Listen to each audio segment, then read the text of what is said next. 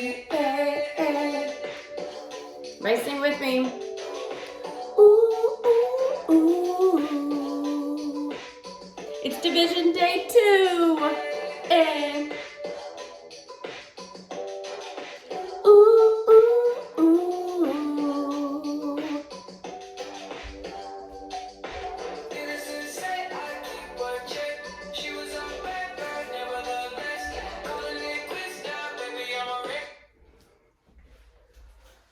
All right, is everybody ready for Division Day 2? All right, so we are going to be doing some flower problems today. We're going to be talking about putting our flowers in equal groups, and I am not going to keep this flower hat on the whole time because it's kind of tight. All right, so grab a sheet of paper and a pencil and come join me for our division lesson today. All right, guys? Welcome back, everybody. We are going to start our lesson, as we always do, with our problem of the day. And for our problem of the day today, we are having a flower sale. Now, we've been working on two-step word problems this week. And so for our two-step word problem today, we're going to be using the information from the flower sale poster in order to build a bouquet of flowers, okay? I've got my vase here, and I'm going to put some flowers in it. But first, before I do that, I need to figure out how much it's going to cost to build my bouquet, all right? So in my bouquet, I want to put 2 bunches of sunflowers, and I want to put 3 bunches of roses, all right? So I need you to help me figure out the total cost. So let's see it. First, we said sunflowers.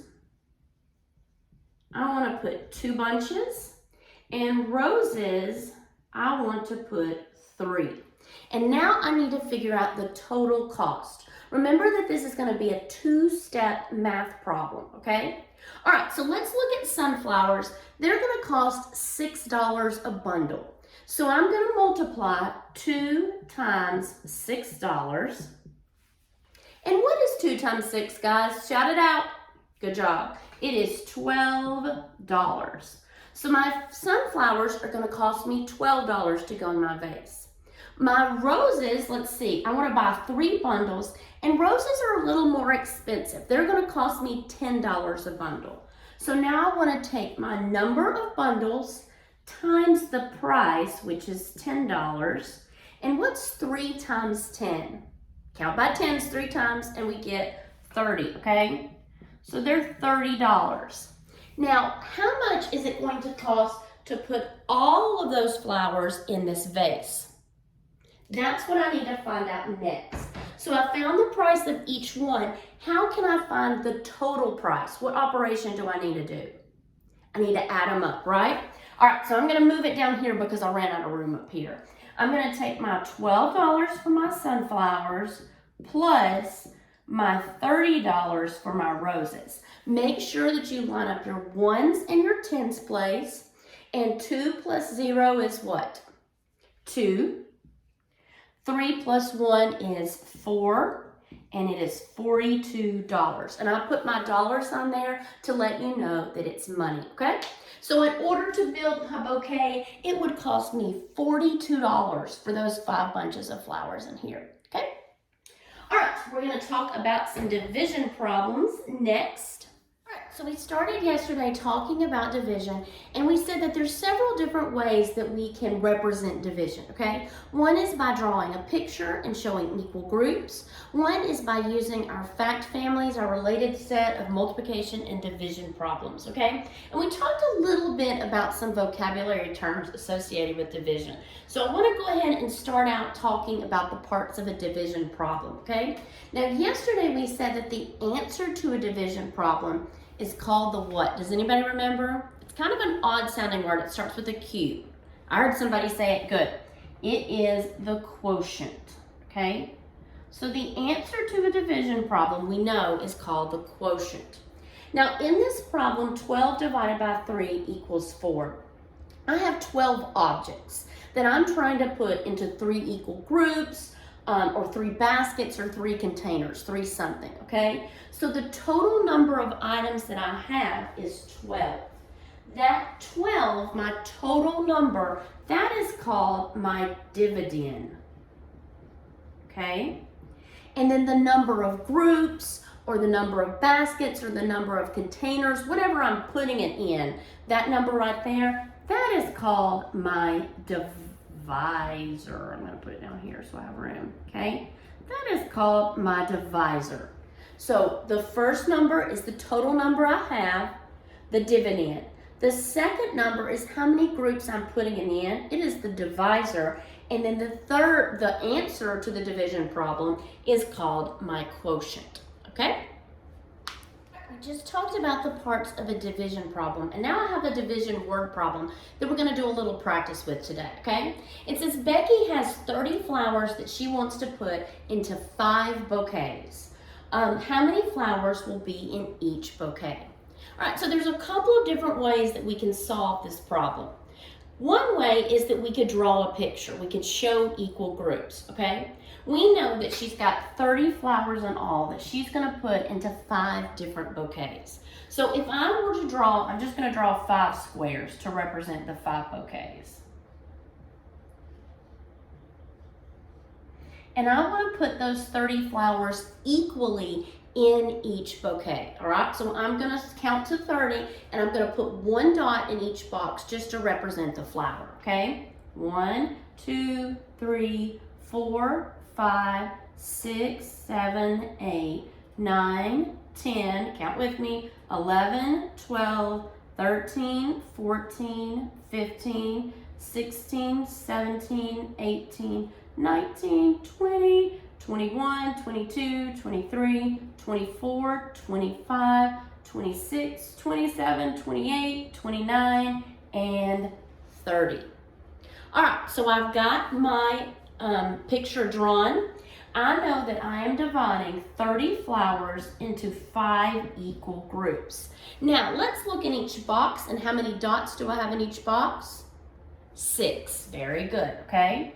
So, I had 30 total, that was my dividend. I'm putting them into 5 equal groups, that's my divisor. And then the answer or the quotient is 6. Now, if you don't want to go to all that trouble of drawing all those dots, that's fine too. You can also think about this as a fact family, a related set of multiplication and division problems. So you could think to yourself, 5 times what number is going to give me 30? Well, I know my multiplication facts and I can skip count by 5, so let's do that. I can say 5, 10, 15, 20, 25, 30. And I'm going to count up 6 times. So either way you do that, you're still going to get the same answer of 6. There's going to be 6 flowers in each bouquet. Let's do another division practice problem. So it says 7 children are building toy cars. They have 28 toy wheels to share equally. How many toy wheels will each child get? Okay, so let's identify what we know. We know that there's going to be 7 children sharing a total of 28 toy wheels. So my total number that I've got to divide is 28. Okay, and I'm dividing those 28 wheels by 7 children. I'm trying to find out how many wheels is each child going to get. Okay, so I could draw a picture or draw my marker, or I could do a fact family here, okay? So let's start by drawing our picture first, and then we'll do it with the fact family. So I'm gonna put these 28 wheels into 7 equal groups. I'm gonna draw my 7 boxes.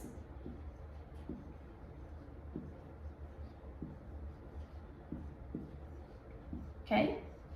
All right, and I wanna put my 28 dots equally in these 7 boxes. So count with me. 1, 2, 3, 4, 5, 6, 7, 8, 9, 10, 11, 12, 13, 14, 15, 16, 17, 18, 19, 20, 21, 22, 23, 24, 25, 26, 27, and 28. All right, if I look at my boxes, each box has how many wheels in it? 4. So 28 divided by 7 is 4. Now, we can also write that as a fact family, a reverse multiplication problem to find the answer. So I could also say, I know that 7 times some number is going to equal 28. And then I can count by my sevens. 7 times 1 is 7. 7 times 2 is 14. 7 times 3 is 21. And 7 times 4 is 28. Okay? So my answer here is still 4. And you can think about that as a multiplication problem or as a division problem with equal groups. Okay? Now, these types of problems, putting things into equal groups, these are your review problems this week. And then our extend problems this week are kind of kicking up our division just a little bit more and working on some division problems with remainders, okay? And some of you might have done a few of these in 3rd grade, but this is something that you'll be doing in 4th grade. So we're going to do a few of those problems together today. The first one we're going to do together is 64 divided by 3, okay? Now remember that all the time in a division problem, things don't go in equally. And some of the problems, the next 3 problems that we're going to look at, are not going to go in evenly. They're going to have something left over. And that leftover that we talked about yesterday is called the remainder, okay? Now, what I want to do first is we're going to say, how many times will 3 go into 6? Just look at the first number, okay? So 3 will go into 6. 3 times what will give me 6? Will it go in equally first? Yes, it will. It will go in 2 times. So I'm going to put my 2 up here. The first thing we need to do when doing a problem like this is that we need to divide, okay?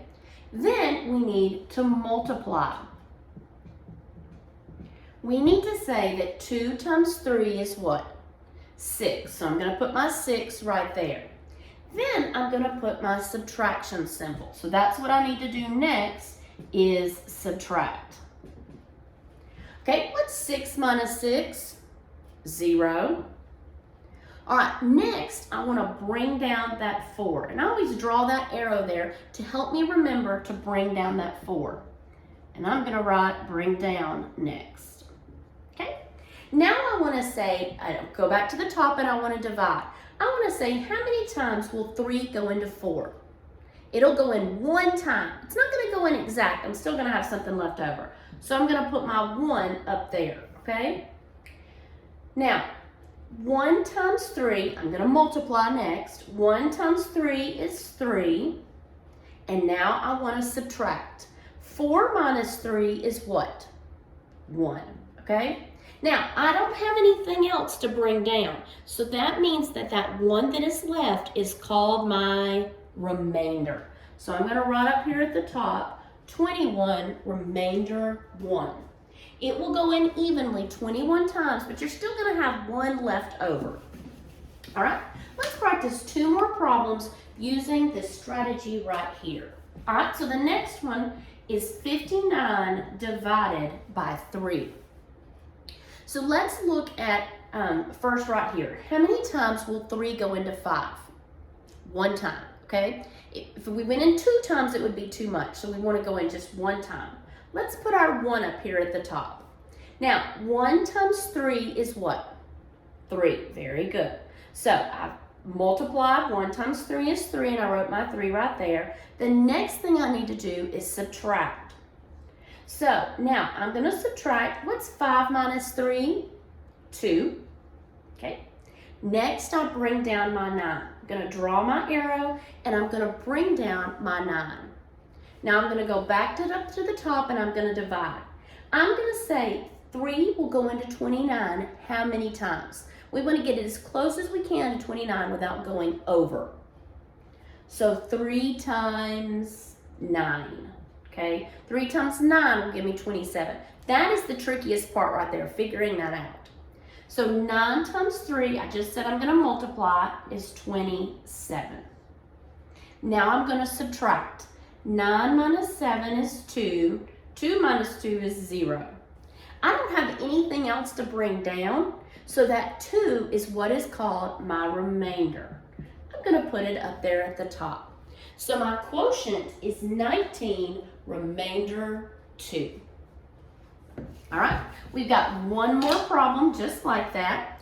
And these are your extend problems for this week if you want to try something a little more challenging, okay?